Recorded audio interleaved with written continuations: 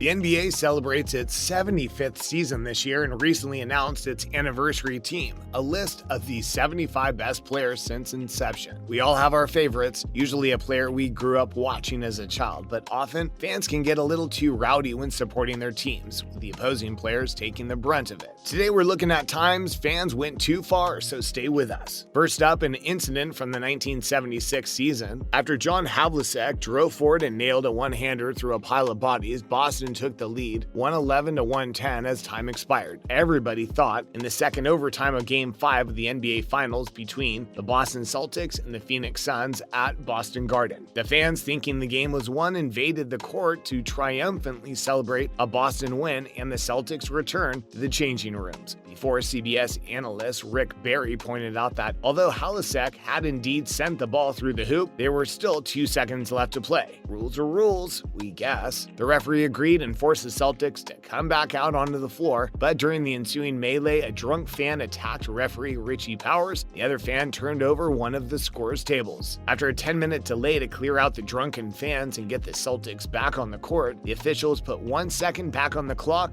Garfield Hurd hit an incredible shot to tie the game and send it into triple overtime. After the Suns called an illegal timeout to move the ball to half court, the Celtics eventually won 128-126 in triple overtime. But not before all the drama. The fan who attacked the referee was arrested. The fans who overturned the scorer's table were politely asked to leave. I mean, what's the point in trashing a table? Completely unnecessary. Next, we're headed back to 1995. Stay with us. During a timeout in an NBA game between the Portland Trail Blazers and the Houston Rockets at Portland Memorial Coliseum, Rockets guard Vernon Maxwell headed off into the stands to the surprise of teammates and fans alike. "What for?" we hear you cry. Well, what ensued has gone down in folklore and was quite literally madness. Maxwell casually walked up to a fan, Steve George, and smacked him directly in the face. Maxwell claimed the fan had given him abuse about his wife's recent miscarriage. The fan suffered a broken jaw for his troubles. I mean, he was nicknamed Mad Max for goodness sake. He's not likely to just stand around and let someone shout something as horrible as that at him, is he? The NBA fined Maxwell $20,000 and he also served a 10-game ban. After watching footage of the incident, it would have been difficult for Maxwell to decipher who exactly had shouted the vile abuse at him. Hopefully he got the right person. The fan in question, Steve George, sued Maxwell for $1.4 million and another $3.1 million from the Rockets for failing to control a player who they were aware was volatile. Eventually it was settled out of court, so we don't know exactly how much he was awarded, but it was probably sizable. You remember this happening? What did you think? One of the NBA's most infamous moments next, so don't go anywhere. November 19th, 2004 was the date which will go down as one of the complete madness in the annals of the NBA. Commonly known as the Malice at the Palace, all hell broke loose between the Indiana Pacers and the defending champion Detroit Pistons. One of the American sport's most talked about incidents for years afterwards, the end of the game was approaching at the Palace of Auburn Hills when a fight broke out between the players on the court. Small forward and former Laker Ron Artest was hit with a drink thrown by a fan. He then ran into the stands to confront the idiot, as did his teammates, which caused the chain reaction of a huge brawl between players and fans. Fans started to leak onto the court, which in turn led to additional fights with some of the Pacer players. The remaining 45 seconds were called off and the Pacers, who led by 15 points at the time, were awarded the win. Pacer staff were showered with drinks and trash and had to physically run back to the locker rooms. The suspensions dished out are now legendary, with 9 players from both teams receiving a cumulative 146-game ban. 5 players and 5 fans were charged with assault and battery, and the 5 fans were also banned for life from any event at the Palace. Mayhem. Do you remember the Malice at the Palace? What do you think at the time? Let us know below. We're off to Utah next. Come with us. In the fourth quarter of Game 4 of the NBA Western Conference Finals between the Utah Jazz and the San Antonio Spurs at Energy Solutions Arena in Salt Lake City, Jazz fans didn't exactly cover themselves in glory as they started hurling a coin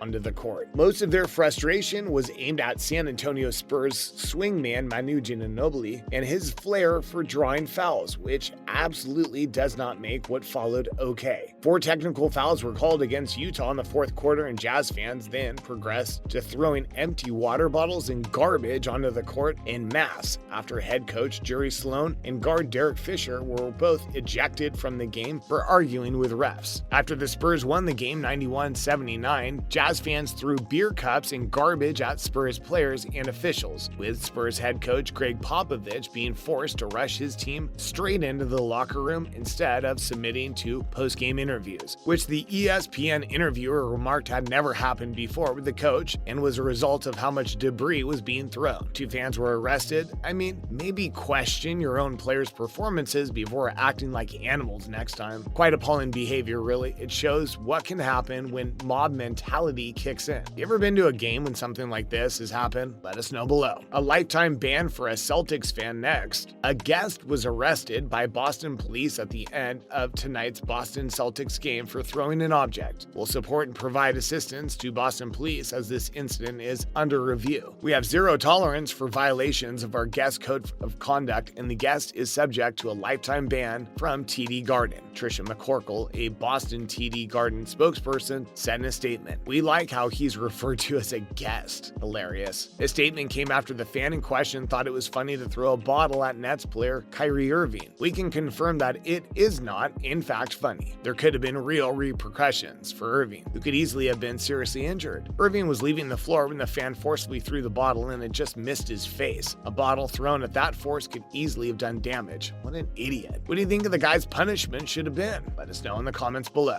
Next up, anyone for popcorn? Stay right there. After he'd suffered an ankle injury, Russell Westbrook was walking off the court with 10 minutes, 29 seconds to play in the Wizards' 120-95 loss when a fan jumped up and dumped popcorn on the point guard's head. Westbrook had to be restrained from responding, understandably. The 76ers apologized after the incident and said that they had revoked the fans' season tickets. That's the least they could have done, really. After the incident, many prominent NBA players, including LeBron James, called on the NBA to better protect its players. I mean, the fans of basketball venues can literally walk onto the court. Some of them more or less sit on it. A pretty disgusting incident up next. Don't go anywhere. In May of this year, incidentally in the same week as the previous Russell Westbrook incident we covered, the New York Knicks were hosting the Atlanta Hawks during Game 2 of their first-round playoff series. Trae Young was minding his own business during a break in play when cameras caught a fan spitting at the Hawks point guard. The projectile actually flew over the head of rapper and basketball fan 50 Cent. This disgusting animal decided it would be a good idea to spit at someone, which is horrible enough, but when we factor in that we're in the middle of a pandemic and the incident becomes exponentially worse. The Knicks commented, "We investigated the matter and determined that this patron, who is not a season ticket holder, did indeed spit on Trae Young, and for that reason he is now banned from the Garden indefinitely. We apologize to Trae and the entire Atlanta Hawks organization for this fan's behavior. This was completely unacceptable and will not be tolerated in our venue. We've turned the information over to the appropriate authorities," the team said. "He should have been arrested, we think. What do you think about this incident? Let us know below." All of the last 3 incidents have happened within the last year or two. Do you think this is becoming more of a problem in the game? What do you think should be done to resolve fan behavior at basketball games? Let us know below. As always, thanks for joining us and be sure to tune in next time. Thanks, guys.